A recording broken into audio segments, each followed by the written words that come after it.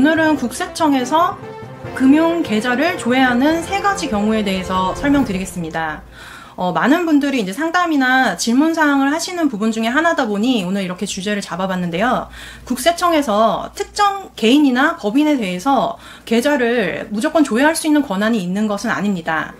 특정 법적으로 정해진 절차에 의해서 승인을 받은 후에 금융조사가 이루어지게 되고, 총 3가지로 오늘은 정리해서 말씀을 드려볼 텐데요.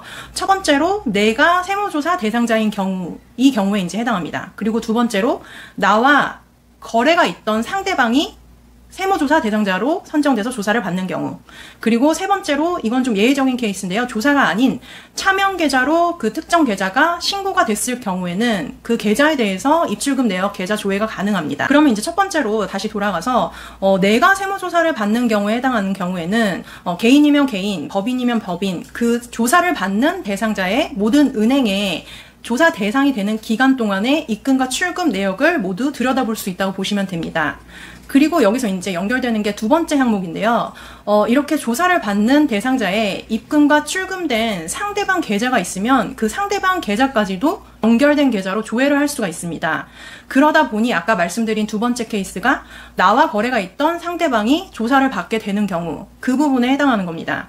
그래서 예를 들어서 이제 내가 조사를 받는 상황에서 그 조사를 받는 대상 기간 동안에 고액의 거래가 있었다. 예를 들어서 뭐 부모님과의 고액 거래가 있을 수도 있고, 아니면 자녀나 뭐 배우자와 이런 가족들 간의 고액 거래가 있을 수도 있죠. 그런 경우에는 국세청 과세관청 입장에서 봤을 때 이렇게 조사 대상자의 입출금 계좌를 들여다보니 고액 거래가 있었고, 여기에 대해서 뭐 특별히 조사나 확인이 필요하다고 판단되면 그 상대방 계좌의 입출금 내역까지도 조회할 수 있다고 보시면 됩니다. 그리고 세 번째로 이제 차명계좌인데요. 차명계좌 같은 경우에는 특정인에 의해서 차명계좌로 이 계좌가 사용되었다고 신고가 들어가게 되면 세무조사 단계가 아니더라도 입출금 내역을 조회를 할 수 있게 됩니다. 그러면 이것도 마찬가지로 차명계좌 신고에 의해서 세무조사로 선정되었다고 본다면 그 이후에는 연결 계좌까지도 또 조회할 수 있는 권한이 있다고 보시면 됩니다.